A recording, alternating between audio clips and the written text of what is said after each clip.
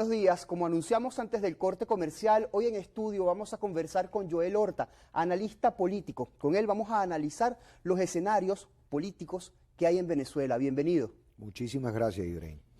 La Fiscalía General de la República anunció una investigación contra uno de los candidatos de la oposición venezolana. ¿Cuál es su opinión al respecto?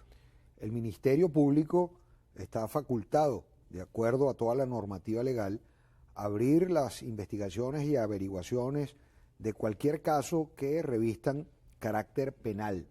De modo que el Ministerio Público lo haya hecho en relación a uno de los candidatos que participó en la contienda electoral y entiendo hizo lo propio para con quien comandó la campaña de esta candidatura, tiene que ver con algunas acciones enmarcadas tanto en la campaña electoral, durante el evento electoral y posterior al evento electoral. Es muy importante manifestar que el Ministerio Público es una de las instituciones que componen o conforman el poder ciudadano o el poder moral republicano, y lo que de ella emita es de obligatorio acatamiento. Es importante señalar esto por cuanto cualquier ciudadano venezolano que sea requerido por el Ministerio Público para dirimir los asuntos ante la Fiscalía General de la República está en la obligación de acudir a ese llamado para aclarar cualquier situación que le sea informada en ese momento para dirimir, como lo dije, cualquier asunto que sea o pueda ser asumido por ese ciudadano. El Tribunal Supremo de Justicia también citó a todos los candidatos que participaron en la elección presidencial del 28 de julio e inició la verificación de la data entregada por el Consejo Nacional Electoral. ¿Qué es lo que va a ocurrir allí? El tema del TSJ, del Tribunal Supremo de Justicia, en manos de su sala electoral, a donde acudió el presidente de la República, Nicolás Maduro, para solicitar un amparo constitucional en relación a los eventos del día domingo del 28 de julio pasado, tienen que ver con lo establecido en la Constitución Nacional, donde se establece que cualquier asunto que no pueda ser dirimido ante el Poder Electoral, ante su organismo de ejecución, que es el Consejo Nacional Electoral, podrá y deberá ser resuelto en la sala electoral de ese tribunal.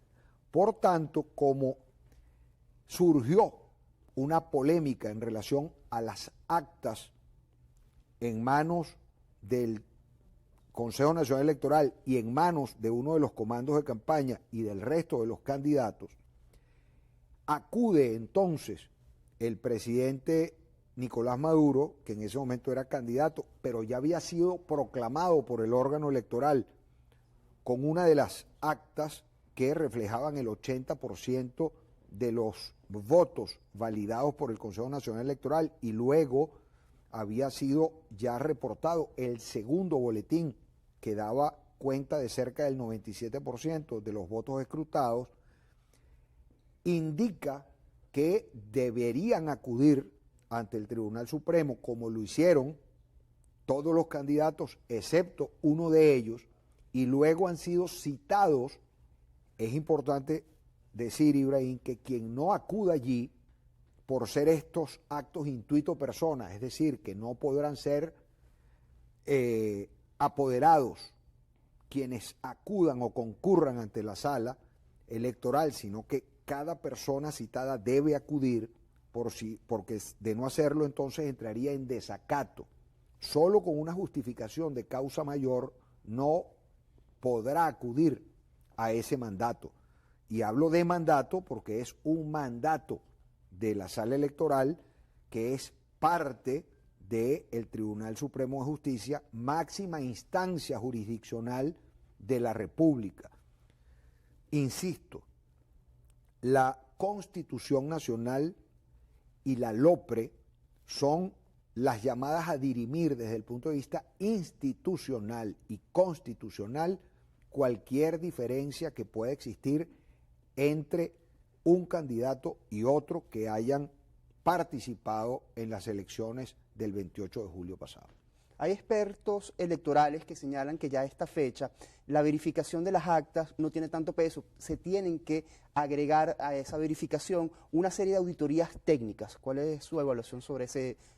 Fíjate, Ibrahim, en toda gestión de crisis, las 72 horas iniciales son fundamentales, son básicas.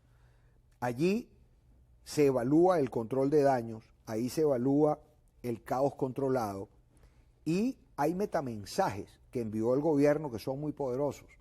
Solo con la movilización de fuerzas policiales no hubo necesidad de el que saliese a la calle ningún componente de la Fuerza Armada Nacional, la propia cohesión de la Fuerza Armada Nacional en torno al gobierno, como también establece la Constitución de la República, permitió que en unas 48 horas, no se llegó a las 72 horas que establecen los protocolos de manejo de crisis, para sofocar cualquier hecho de violencia, cosa que debe satisfacernos, porque al final la paz social es lo que conviene a la nación para la tranquilidad de todos sus ciudadanos. Ese cotejo de las actas fue lo que solicitó la comunidad nacional y la comunidad internacional. A mí me hubiese gustado mucho observar a cada uno de los comandos, acudir al Consejo Nacional Electoral para llevar las actas que estaban diciendo tenían en su poder. Así nos hubiésemos evitado algunas circunstancias penosas y lamentables. Ya el Consejo Nacional Electoral acudió al llamado que hizo el Tribunal Supremo a través de su sala electoral y consignó las actas y la documentación respectiva. Lo propio harán el resto de los actores que participaron en la contienda electoral. Evidentemente, de allí va a emanar una decisión que tiene carácter para sentar jurisprudencia y ser considerada definitivamente firme. Así que estos próximos días son fundamentales para los venezolanos saber qué fue lo que decidió el Tribunal Supremo y, por supuesto, esa decisión tendrá que ser acatada por los distintos actores que participaron en esa contienda. En otro tema, pero relacionado por supuesto con esto que estamos conversando, el presidente de la República, Nicolás Maduro, pidió regular redes sociales como Instagram y TikTok. También dijo que un primer paso sería el retiro voluntario, progresivo y radical de WhatsApp. Las redes sociales tienen sus ventajas y sus desventajas. Evidentemente, la toxicidad que se refleja en muchas de las redes sociales tiene que ver también con lo que no es transmitido por los medios convencionales. Y las redes se ha convertido en una válvula de escape, no solo de la sociedad venezolana, sino de muchísimas sociedades en el mundo entero. Evidentemente, en cada país han ido saliendo regulaciones sobre el uso y el control de estas redes sociales. Yo considero que la libertad de expresión está garantizada en la propia Constitución Nacional y evidentemente el que de manera voluntaria quiera retirarse de cualquier red social lo debe hacer o lo puede hacer. Lo que sí no puede suceder es que sea de carácter obligatorio. Y además, hay muchas redes sociales. Lo cierto es que cada día, los ciudadanos del mundo se interconectan por estas redes. Y para bien o para mal, el libre albedrío que tiene cada persona es la que le permite autorregularse. Así que quienes creemos en Dios, entendemos que nos hizo a su imagen y semejanza y nos permite tomar nuestras propias decisiones. El gobierno de los Estados Unidos aclaró su posición sobre los resultados del 28 de julio, pero insiste en que sean verificados, auditados y que sean transparentes. Eso lo pide la comunidad nacional e internacional. Yo recomendaría al gobierno estadounidense que deje la política de micrófono y establezca una agenda bilateral conjunta con el gobierno venezolano para dirimir todos estos asuntos. Hay 3 cancillerías que están haciendo un trabajo muy importante. Una de ellas es la Cancillería de Itamaraty, que es la Cancillería brasileña, en voz ni siquiera de su canciller, sino del propio presidente Lula. Lo mismo ocurre con la Cancillería colombiana, ya no en voz de su canciller, sino en voz del presidente Petro, y lo mismo sucede con la Cancillería mexicana, en voz del presidente López Obrador.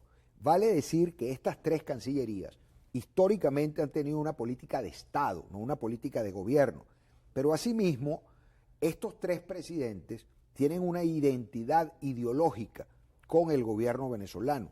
Todos son líderes del socialismo latinoamericano, miembros del Foro de Sao Paulo, y eso permite suavizar cualquier aspereza que pueda existir en este momento con gobiernos de la región y con gobiernos europeos.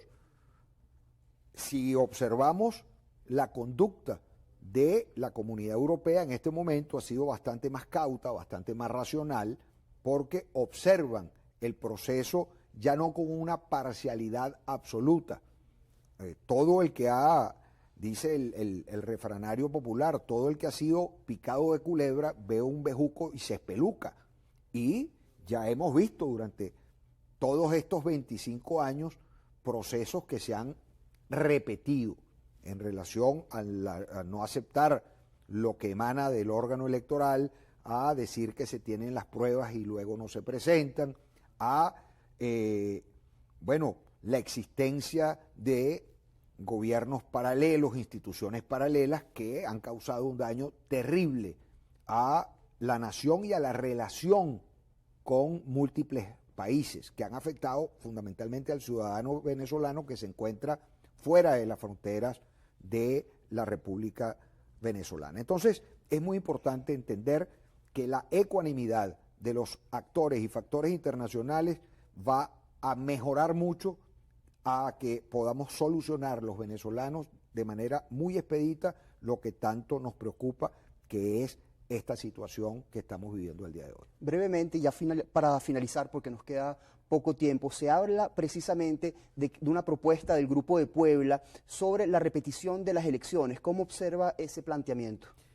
Todo está en un tablero.